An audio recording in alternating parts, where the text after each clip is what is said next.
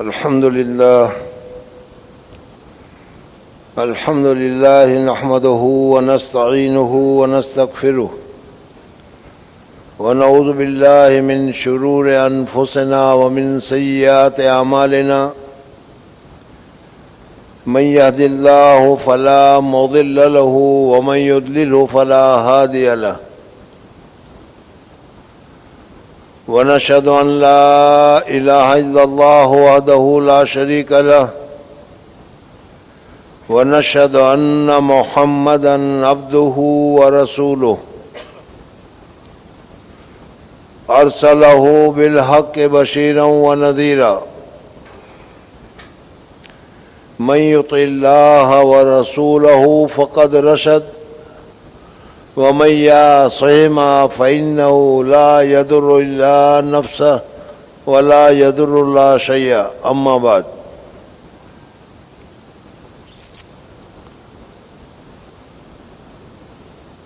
بزرگوں اور دوستو،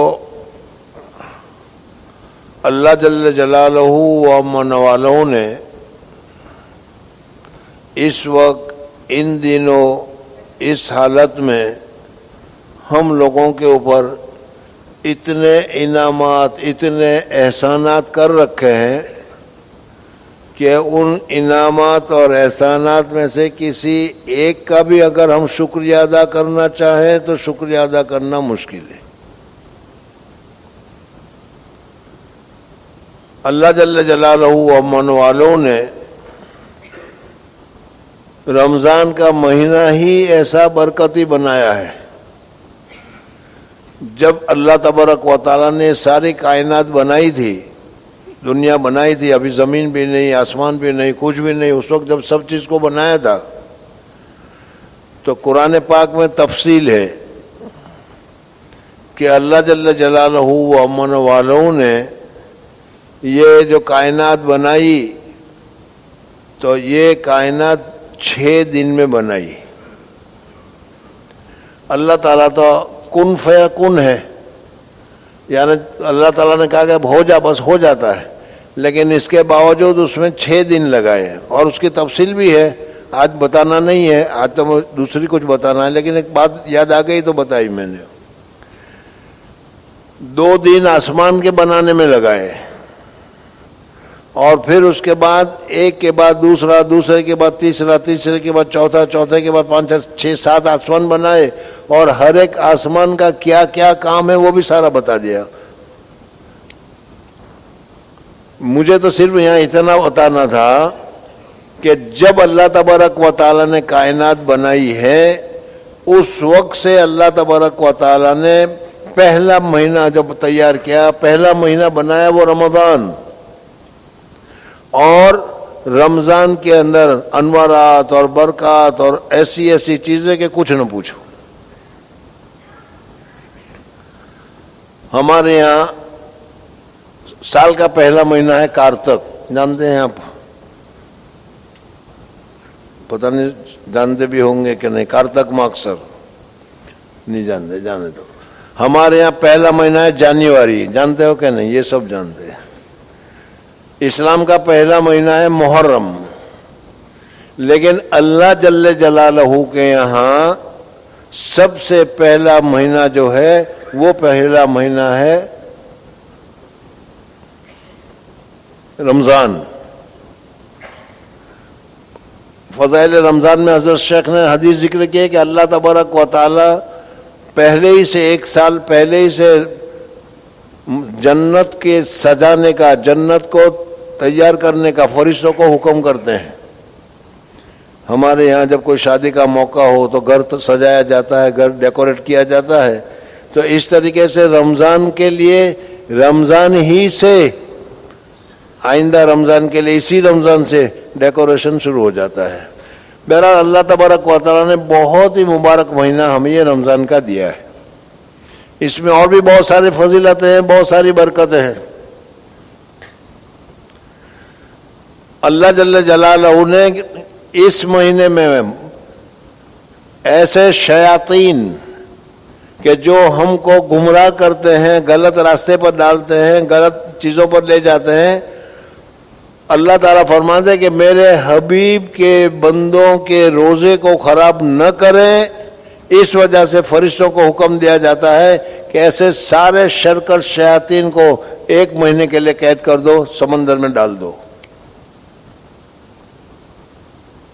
اور یہی وجہ ہے کہ رمضان میں بہت سارے شبابی کبابی بھی چھوڑ کر مطیع اور فرما بردار بن جاتے ہیں، اس لیے کہ اصل جو پرومس اور دباؤ تھا وہ تو شیطانیت کا ختم ہو گیا. بہرحال اس کے علاوہ بھی دیکھنے جاؤ تو بہت کچھ ہے، لیکن اس وقت چونکہ یہ جو عشرہ شروع ہوا ہے یہ رمضان کا سب سے آخری عشرہ ہے.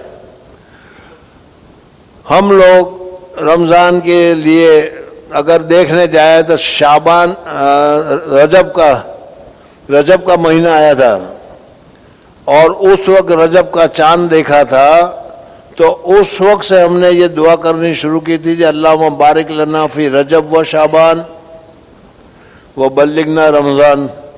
یا اللہ رجب تک تم نے ہمیں حیات دے دی، زندگی دے دی، تب 1-2 مہینے میں ہماری زندگی ختم نہ کر بلکہ 1-2 مہینے ہماری زندگی کو اور لمبی کر تاکہ ہم رمضان تک پہنچے اور رمضان کے انوارات، رمضان کے برکات، رمضانی نورانیت سے ہم کو فائدہ ہو. خود حضور اقدس صلی اللہ علیہ وسلم یہ دعا کرتے تھے. لیکن بزرگوں اور دوستوں، ہمارے میں اور حضور صلی اللہ علیہ وسلم میں، ہمارے میں اور صحابہ میں فرق ہے. ہم صرف زبانی جمع خرچ کرنا جانتے ہیں. رمضان آ رہا ہے، رمضان آ رہا ہے، رمضان آ گیا، رمضان میں یوں کریں گے، یوں کریں گے، یوں کریں گے. آج 2 عشرے سے ہم بول رہے ہیں، لیکن پہلے دن جو کر رہے تھے آج بھی اس میں کچھ زیادہ نہیں ہوا. ہاں کم ہوا ہوگا لیکن زیادہ نہیں کیا ہم لوگوں نے. یہ رمضان کی قدر کر رہے ہیں ہم لوگ. یہ نہیں معلوم کہ آئندہ رمضان ہمیں ملتا ہے یا نہیں ملتا. بہت سارے ہمارے ساتھی جو گزشتہ رمضان میں ہمارے ساتھ تھے لیکن اس سال نہیں ہے، ہو سکتا ہے کہ ہم بھی ایسا ہو. تو بزرگوں اور دوستوں، جب گناہ کی کوئی حد نہیں ہے اور گناہ ہم آنکھیں بند کر کے کیے جا رہے ہیں اور گناہ کے معافی کے لیے بھی اللہ نے راستہ بتایا ہے، توبہ بتایا ہے، استغفار بتایا ہے، اور اگر ہم دونوں ساتھ ساتھ کرتے رہے تو ہمارے لیے فائدہ ہوتا ہے. اگر چھوٹا سا ایک گناہ ہے وہ ہم نے کر لیا اور اس کی توبہ ہم نے نہیں کی، اصل تو یہ ہے کہ ہم تو چھوٹے ہی نہیں، بڑے سے بڑے گناہ بھی کر جاتے ہیں اور اس کی توبہ نہیں کرتے ہیں. 7 بڑے گناہ حدیث میں بتائے گئے ہیں، 100 الموبقات، 7 بڑے گناہ، بڑی سزا اس کی. زنا بھی اسی میں داخل ہے. ان سارے کو گناہ آپ کو بتانا نہیں، میں یہ کہہ رہا ہوں کہ ایسے گناہ، شراب پینا بڑا گناہ، زنا کرنا بڑا گناہ، یہ گناہ کرنے کے بعد بھی ہمارے دل پر ذرا اثر نہیں ہوتا کہ ہمیں اللہ تبارک و تعالیٰ سے معافی مانگنی چاہیے. بڑے گناہ تو بڑے گناہ ہے. چھوٹا جس کو ہم صغائر کہتے ہیں، یہ اللہ تبارک و تعالیٰ کا فضل ہے کہ چھوٹے گناہ ہمارے توبہ کرنے کے بجائے نیکیوں کے کرنے سے اللہ تعالیٰ معاف کرتے رہتے ہیں. یہ بھی اللہ کا کرم ہے. دیکھو بڑے گناہ جو ہے بغیر توبہ کے معاف نہیں ہوتے، لیکن چھوٹے گناہ جو ہیں ان الحسنات، اچھے حسنات کے ذریعے سے سیئات کو، برائیوں کو اللہ تبارک و تعالیٰ معاف کر دیتے. آپ نے حدیث میں سنا ہوگا کہ چہرہ دھوتے ہوئے چہرے کے گناہ جل جاتے ہیں، ہاتھ دھوتے ہوئے ہاتھ کے گناہ جل جاتے ہیں. یہ سارے صغائر ہیں.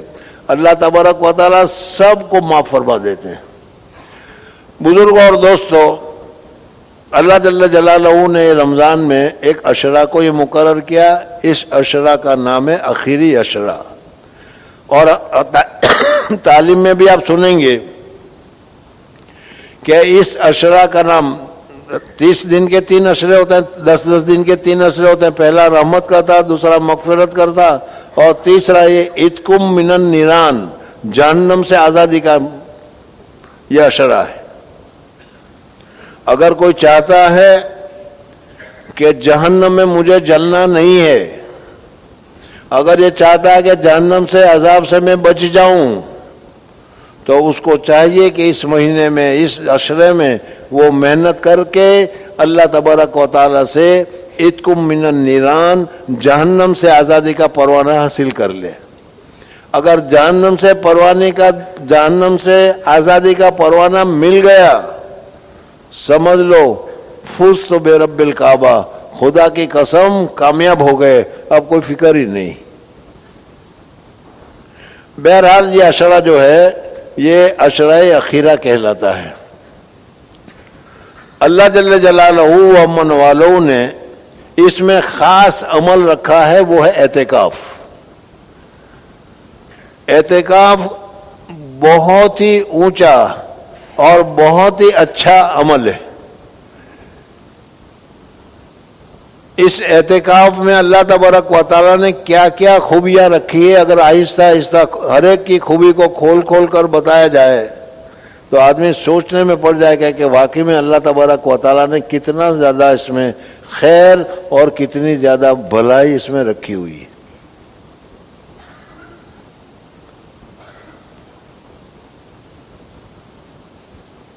یہ اعتکاف کا سلسلہ جو ہے، بہت ساری عبادتیں تو ایسی ہے کہ صرف ہم لوگوں کو، یعنی حضور اقدس صلی اللہ علیہ وسلم کی وجہ سے ہم لوگوں کو عبادت کرنے کا موقع ملا، لیکن یہ اعتکاف ایسی عبادت نہیں ہے، پہلے ہی سے حضرت ابراہیم علیہ الصلوۃ والسلام، حضرت موسیٰ علیہ الصلوۃ والسلام وغیرہ کے زمانے سے بھی یہ اعتکاف کا سلسلہ اور دستور جاری ہے۔ اور اگر تم اس وقت کے لوگوں کے مذاہب کی حالات کو تم جانتے ہو تو ہنود میں بھی، ہندوؤں میں بھی سمادھی کا جو دستور ہے، وہ بیٹھ جانے کا، ڈٹ جانے کا، وہ یہی اعتکاف ہے۔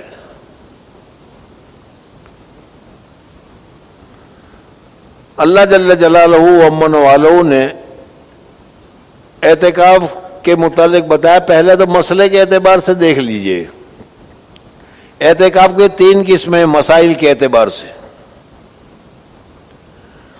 بزرگوں اور دوستوں، بہت سارے چیزیں، بہت سارے مسئلے، بہت ساری چیزیں اتنی آسان ہے، اتنی آسان ہے، اتنی آسان ہے کہ اس کی آسانی کو تم سوچ بھی نہیں سکتے۔ کرنا چاہو بہت آسان ہے، لیکن ہمارے دماغ کو پتہ نہیں کیا ہو گیا ہے، یا ہمارے دل کو پتہ نہیں کیا ہو گیا ہے کہ وہ اتنا آسان ہونے کے باوجود ہم اس کو کرنے کے لیے تیار ہی نہیں ہوتے۔ میں کہہ رہا ہوں، سمجھ میں آ رہا ہے نہیں؟ حضور اقدس صلی اللہ علیہ وسلم، مثال میں بیان کرنے جاؤں گا تو پھر دیر ہو جائے گی، لیکن بیان کرتا ہوں۔ حضور صلی اللہ علیہ وسلم کے پاس صحابہ کرام آئے، غریب صحابہ، اور انہوں نے آ کر حضور صلی اللہ علیہ وسلم سے شکایت کی کہ یا رسول اللہ، نماز ہم بھی پڑھتے ہیں، قرآن ہم بھی پڑھتے ہیں، تسبیح ہم بھی پڑھتے ہیں، جو شریعت کے احکامات ہیں وہ سارے کے سارے ہم پوری طریقے سے ادا کرتے ہیں۔ مالدار صحابہ جو ہیں وہ بھی یہ کرتے ہیں، لیکن اللہ جل جلالہ و امن والوں نے ان کو مال دیا ہے، اس لیے وہ اپنی طرف سے صدقہ بھی کرتے ہیں، اور صدقہ کرنے کی وجہ سے وہ جنت میں اونچے اونچے درجات کو حاصل کر جائیں گے، ہم تو محروم رہ گئے۔ ان کو فکر تھی تو جنت میں اونچے درجات کو حاصل کرنے کی فکر تھی۔ حضور اقدس صلی اللہ علیہ وسلم نے فرمایا کہ میں تم کو ایک چیز بتاتا ہوں، تم پڑھو گے تو بغیر پیسے خرچ کیے ہوئے،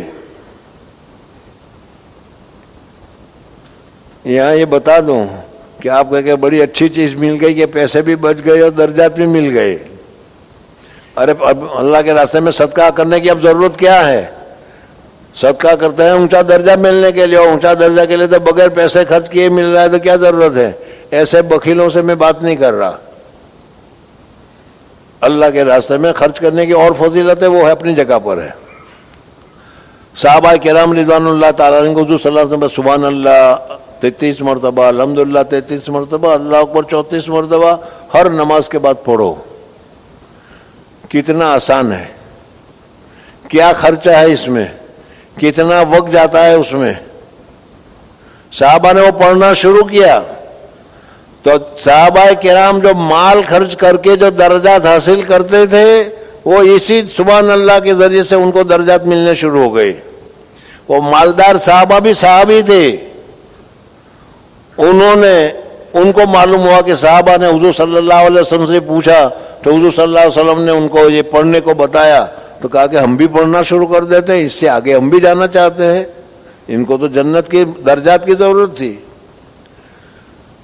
تو دیکھو یہ اتنی آسان ہے، لیکن فجر کی نماز ابھی ہم نے پڑھی، فجر کی نماز کے بعد کسی نے سبحان اللہ 33 مرتبہ، الحمدللہ 33 مرتبہ، اللہ اکبر 34 مرتبہ پڑھا ہو تو ہو۔ یہ آسان چیز بھی ہم کرنے کے لیے تیار نہیں۔ انہی آسان چیزوں میں سے یہ اعتکاف ہے۔ اگر مسجد میں اعتکاف کی نیت سے بیٹھ جاؤ، جتنی دیر تم مسجد میں رکے رہو گے، جتنی دیر تک مسجد میں بیٹھے رہو گے، جتنی دیر تک مسجد میں مشغول رہو گے، اتنی دیر تک تم کو ثواب ملتا رہے گا۔ اللہ اکبر پڑھو، قرآن پاک کی تلاوت کرو، تسبیحات پڑھو، نوافل پڑھو، نہ کچھ نہیں، صرف مسجد میں بیٹھ جاؤ، اس بیٹھنے پر بھی اللہ تبارک و تعالیٰ کی طرف سے ثواب ملنا شروع ہو جاتا ہے۔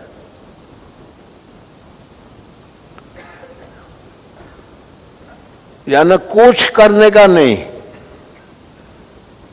حضرت شیخ نور اللہ مرکزہ نے جو رمضان کا جو اعتکاف شروع کیا تھا، اس کی تاریخ کو تم دیکھو گے تو عامتاً ہمیشہ کا دستور تھا حضرت شیخ کا کہ رمضان کا چاند آ گیا، عید کی چاند تک رات کو سونا بند، پوری رات بیدار رہتے تھے، پوری رات قرآن پاک کی تلاوت کرتے تھے، اور صبح کو بھی فجر کی نماز کے بعد 8-9 بجے تک سو گئے اور پھر عبادت میں مصروف ہو جاتے تھے۔ یہ ان حضرات کے نزدیک یہ رمضان کی قدر تھی۔ آخر میں طبیعت خراب ہو گئی، عمر ہو گئی، طبیعت خراب ہو گئی، تو ڈاکٹر نے کہا کہ رات بھر آپ کو بیدار رہنا نقصان دہ ہے، آپ کو رات کو سونا پڑے گا۔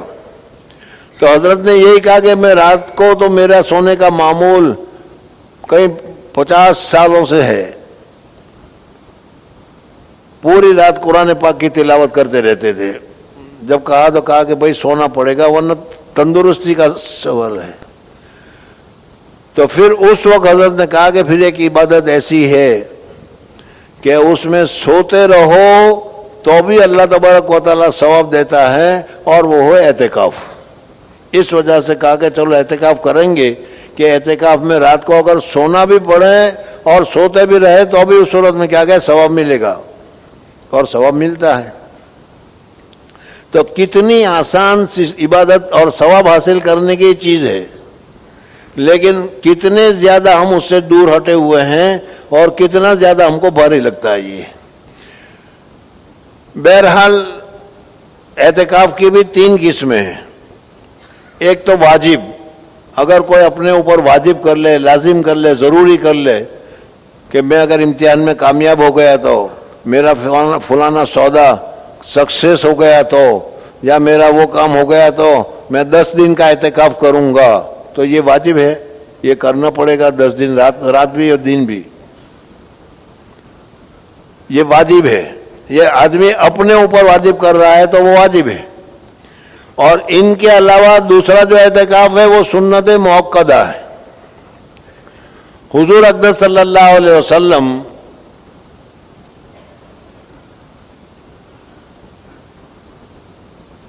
تیرہ سال تک مکہ مکرمہ میں وہی نازل ہونے کے بعد، یعنی نبی بنائے جانے کے بعد 13 سال تک مکہ مکرمہ میں حضور اقدس صلی اللہ علیہ وسلم رہے۔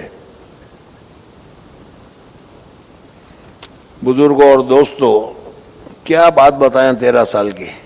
اس 13 سال میں کسی دن اطمینان سے مکہ مکرمہ میں سکون اور اطمینان سے نماز پڑھنے کا بھی موقع کافروں نے نہیں دیا. ایک مرتبہ حضور اقدس صلی اللہ علیہ وسلم حرم میں نماز پڑھ رہے تھے صبح کے وقت. اس وقت کعبہ شریف آج کی طرح جاہو جلال کے ساتھ نہیں تھا، معمولی تھا. گرو گھنٹال سارے کے سارے حضور صلی اللہ علیہ وسلم کے مخالفین، ابو جہل، ابو لہب، سارے کے سارے وہاں آئے اور بیٹھے ہوئے تھے اور یہ دیکھ رہے تھے کہ حضور صلی اللہ علیہ وسلم نماز پڑھ رہے ہیں. ابو جہل نے کہا کہ آج پورے مکے میں کسی جگہ پر اونٹ ذبح ہوا ہے، اور اگر اونٹ ذبح ہوا ہو تو اونٹ کا اوج، اوجڑی، اونٹ کا اوج کوئی لے آؤ اور یہ حضور صلی اللہ علیہ وسلم سجدے میں جاتے ہیں تو ان کے اوپر رکھ دو تاکہ وہ اٹھ ہی نہ سکے. حضور اقدس صلی اللہ علیہ وسلم کو حرم شریف میں، کعبہ شریف میں اللہ کے محبوب کو، محبوب رب العالمین کو اللہ کے سامنے نماز نہیں پڑھنے دے رہے. ایک آدمی اٹھا اور گیا جہاں اونٹ ذبح ہو رہا تھا وہاں سے لے کر آیا اور حضور اقدس صلی اللہ علیہ وسلم کی کمر پر جب سجدے میں گئے تو ڈال دیا. اب حضور صلی اللہ علیہ وسلم سجدے سے اٹھنے کا ارادہ کر رہے ہیں. اوج تو تم جانتے ہو اس کا وزن تو بہت زیادہ ہوتا ہے اور اونٹ کا، تو حضور صلی اللہ علیہ وسلم اٹھ نہیں سکتے. تو یہ گرو گنڈال جو وہاں بیٹھے ہوئے ہیں وہاں زور زور سے وہ ہنس رہے ہیں، ایک دوسرے کے اوپر ہنسی میں گر رہے ہیں ایک دوسرے کے اوپر. حضرت عبداللہ ابن مسعود رضی اللہ تعالیٰ عنہ، اب بڑی ہم اونچے صحابہ میں ان کو شمار کرتے ہیں، وہ دیکھ رہے ہیں لیکن کسی کی ہمت نہیں ہے کہ ان گرو گنڈالوں کے سامنے حضور اقدس صلی اللہ علیہ وسلم کی فیور میں کچھ بول دے. بزرگوں اور دوستوں، ہمیشہ سے ایسا چلا آ رہا ہے، گرو گنڈالوں کے سامنے حق بات کا پیش کرنا بہت مشکل ہوتا ہے. خیر، حضرت عبداللہ ابن مسعود رضی اللہ تعالیٰ عنہ بھی کچھ نہیں کہہ سکے، حتیٰ کہ وہ جو اوز حضور صلی اللہ علیہ وسلم کے بدن مبارک پر ڈالا تھا اس کو ہٹا بھی نہیں سکے، اس لیے کہ وہ گرو گنڈا لوگوں کا ڈر تھا، کچھ نہیں کر سکتے. حدیث پاک میں آتا ہے حضرت فاطمہ الزہرا رضی اللہ تعالیٰ عنہ، چھوٹی بچی حضرت فاطمہ، حضور صلی اللہ علیہ وسلم کی سب سے قریب بچی حضرت فاطمہ الزہرا رضی اللہ تعالیٰ عنہ ادھر سے نکل آئی. انہیں تو نہیں معلوم تھا کہ یہاں کیا ہو رہا ہے. نکل آئی، دیکھا تھا ابا جان کے اوپر تو اس طریقے سے انہوں نے اول ڈال رکھا ہے. تو چھوٹی بچی چھوٹے چھوٹے منہ سے وہ بولتی بولتی پاؤں سے، حدیث پاک میں آتا ہے وہ آئی اور آ کر اس نے وہ حوض کے اوپر اپنے چھوٹے ہاتھ سے دھکا دیا اور وہ حوض گر گیا. اب حضور صلی اللہ علیہ وسلم سجدے سے باہر آئے. ہجرے باہر آنے کے بعد حضور اقدس صلی اللہ علیہ وسلم نماز ختم کیا اور نماز ختم کرنے کے بعد ہاتھ اٹھائے اور دعا کی، اللہم علیکا، یا اللہ تیرے اوپر یہ ابو جہل، عتبہ، شیبہ سب کا نام لے کر حضور صلی اللہ علیہ وسلم نے کہا کہ یا اللہ ان سب کو تم خیر فرماؤ. یہ حضور صلی اللہ علیہ وسلم کو مانتے نہیں ہیں، لیکن اس بد دعا کے جو سنی حضرت فاطمہ نے جو ہٹایا اس کے بعد انہوں نے کہا کہ یا اللہ یہ قوم مجھے اسلام پھیلانے نہیں دیتی، اسلام کی بات نہیں کرنے دیتی، یہ لوگ نے بہت پریشان کر رکھا ہے. تو یہ سارے کے سارے ڈر گئے اور کہا کہ محمد کی بد دعا ہمیں اثر کیے بغیر نہیں رہے گی. اور چنانچہ ہوا، حضور صلی اللہ علیہ وسلم کی یہ بد دعا غزوہ بدر کے موقع پر سب کے سب حضور صلی اللہ علیہ وسلم نے فرمایا فلانا یہاں مرے گا، فلانا یہاں پڑے گا، فلانا یہاں مرے گا، اور سارے 70 آدمی اس طریقے سے ختم ہو گئے. بزرگوں اور دوستوں میں بات کر رہا تھا کہ آسان عبادت ہے یہ اعتکاف کی، لیکن یہ اعتکاف کی بھی ہم سے نہیں ہوتی. اس وجہ سے کہ اعتکاف میں ایک جگہ بیٹھ کر اللہ تبارک و تعالیٰ کی عبادت کرنا ہے، اللہ تبارک و تعالیٰ کا ذکر کرنا ہے اور اللہ تبارک و تعالیٰ کی یاد کرنا ہے. اور حدیث پاک میں ہی ایک دن کے اعتکاف کا ثواب، ایک دن کے اعتکاف کا ثواب جہنم کے درمیان میں 3 کھائی اللہ تبارک و تعالیٰ دوری کر دیتے ہیں، جہنم سے دور کر دیتے ہیں. جہنم سے کتنا دور ہو گیا؟ 3 کھائی. اب اگر ایک دن کا اتنا ہے تو پھر اور 10 دن کا کتنا ہوگا، پھر 30 دن کا کتنا ہوگا. حضور اقدس صلی اللہ علیہ وسلم نے پورے مہینے کا اعتکاف کیا ہے. حضور اقدس صلی اللہ علیہ وسلم نے 20 دن کا بھی اعتکاف کیا ہے اور حضور اقدس صلی اللہ علیہ وسلم نے 10 دن کا بھی اعتکاف کیا ہے. عامتاً حضور اقدس صلی اللہ علیہ وسلم کا جو معمول تھا وہ آخری عشرے میں 10 دن کے اعتکاف کرنے کا معمول تھا. اس وجہ سے یہ 10 دن کا جو اعتکاف ہے سنت موقدہ کہلایا جاتا ہے. اور ہر جگہ پر، ہر بستی میں یہ اعتکاف آج بھی ہونا چاہیے. ہر بستی میں، ہر مسجد میں یہ اعتکاف آخری 10 دن کا ہونا چاہیے. اگر کسی ایک آدمی نے بھی، اس مسجد کی مثال دیتا ہوں، اس مسجد میں اگر ایک آدمی نے بھی اعتکاف کر لیا تو اعتکاف کا ثواب تو اسے ملے گا، اعتکاف کرنے والے کو. لیکن پاناما والوں کی ذمہ داری جو تھی ہر ایک کو اعتکاف میں بیٹھنے کی، وہ ذمہ داری اس ایک کے ادا کرنے کی وجہ سے پوری ہو گئی. اور اگر ایک بھی نہ بیٹھے تو سارے کے سارے پاناما والے کیا ہو جائیں گے؟ گنہگار ہوں گے. بزرگوں اور دوستوں، بہت ساری چیزیں ہیں، وقت ہمارے پاس کم ہے. میں آپ حضرات سے یہ بتانا چاہتا ہوں کہ ایک حدیث میں آتا ہے، حضور اقدس صلی اللہ علیہ وسلم سے سوال پوچھا گیا. صحابہ بہت سارے سوالات پوچھتے تھے، کام کے بھی پوچھتے تھے. سوال پوچھا گیا کہ یا رسول اللہ صلی اللہ علیہ وسلم، زمین کا جو ایریا ہے اس زمین کے ایریا میں سب سے بہترین جگہ کون سی؟ حضور صلی اللہ علیہ وسلم نے فرمایا کہ مجھے معلوم نہیں ہے، جبریل آئے گا تو پوچھ کر بتاؤں گا. جبریل آیا، جبریل کو پوچھا کہ مجھے بھی معلوم نہیں، اللہ کو پوچھنا پڑے گا. حضرت جبریل علیہ الصلوۃ والسلام گئے، جا کر پوچھا. دوسرے دن آئے تو حضرت جبریل علیہ الصلوۃ والسلام بہت خوش. حضور صلی اللہ علیہ وسلم نے پوچھا کہ بھائی کیا بات ہے؟ کہ یا رسول اللہ صلی اللہ علیہ وسلم، گزشتہ کل میں ایک سوال پوچھنے کے لیے گیا تھا جو آپ نے پوچھا تھا کہ زمین کا کون سا حصہ اللہ تبارک و تعالیٰ کو بہت زیادہ پسند ہے. تو مجھے اللہ جل جلالہ کے قرب، اللہ جل جلالہ کے نزدیکی، اللہ جل جلالہ کے پاس اتنا قریب جانا ملا کہ کسی سوال پوچھنے کے لیے مجھے اتنا قریب جانے کا موقع نہیں ملا تھا. میں گیا اور پوچھا تو حضور اقدس صلی اللہ علیہ وسلم نے فرمایا کہ روئے زمین پر سب سے بہترین جگہ وہ جگہ ہے جہاں پر مسجد ہے، جہاں پر نماز ہوتی ہے. بزرگوں اور دوستوں، آپ حضرات کے یہاں تو بہت بڑے بڑے پلاٹ ہوں گے، کروڑوں کے اور ابجو ڈالروں کے، بڑی قیمت ہوگی اس کی.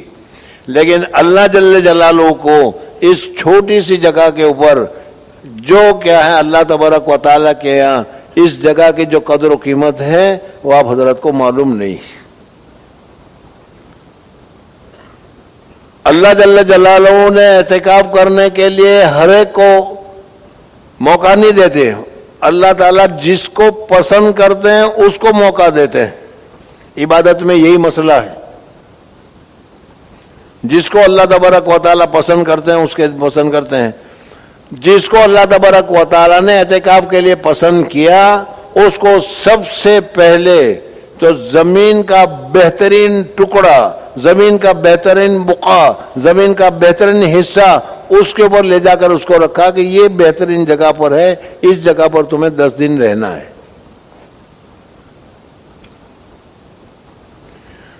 اور مسجد جو ہے اس میں ہر آن اور ہر لمحے اللہ تبارک و تعالیٰ کے مخصوص فرشتے ہر وقت اس میں موجود رہتے ہیں. ہمیں دکھائی نہ دے وہ دوسری بات ہے، لیکن جگہ کے اعتبار سے اللہ تبارک و تعالیٰ کے فرشتے ہر وقت وہاں موجود رہتے ہیں. تو گویا کہ ان اعتکاف کرنے والوں کو جگہ کے اعتبار سے بھی بہت ہی عمدہ جگہ دی، اور ساتھ اور سہکار کے اعتبار سے ایسی جگہ دی کہ ہر وقت فرشتوں کے ساتھ اللہ تبارک و تعالیٰ نے ان کو یہاں رہنے کا انتظام کیا ہے. اللہ تبارک و تعالیٰ کے فرشتے، اللہ تبارک و تعالیٰ کا رحم کرم ہر وقت یہاں رہتا ہے. ان کے ساتھ اگر آدمی 10 دن رہے گا تو کتنی زیادہ اس کو فائدہ ہوگا. بہرحال بہت زیادہ فائدہ ہے. اور اس کے ساتھ ساتھ اس میں ایک دن لیلۃ القدر ہے، ایک دن لیلۃ القدر ہے، اور ایک رات کی عبادت کوئی سی بھی کر لو، دعا کر لو، تو ایک رات کی دعا اس کی کیپیسٹی ہو جائے گی 83 سال کے برابر. 83 سال تک دعا کرتے ہی رہے. 2 رکعت نفل پڑھی تو 83 سال نفل پڑھتے رہے، اتنا ثواب. اور اگر پوری رات اللہ تبارک و تعالیٰ کی عبادت میں گزری تو 83 سال کا ہوا. اور اگر زندگی میں 15 سال میں بالغ ہوا، 15 سال کے بعد 60 سال زندہ رہا، زیادہ نہیں، 45 سال تک ہر سال اگر اس کو لیلۃ القدر ملتی رہی تو اس کے نامہ اعمال میں کتنا ثواب لکھا جائے گا، حساب کر کے بتا دو. بزرگوں اور دوستو، بہت سارے ایسے اللہ کے نیک بندے بھی ہیں کہ وہ یہ کہتے ہیں کہ 15 سال کے بعد آج تک لیلۃ القدر میرے ہاتھ سے نہیں گئی.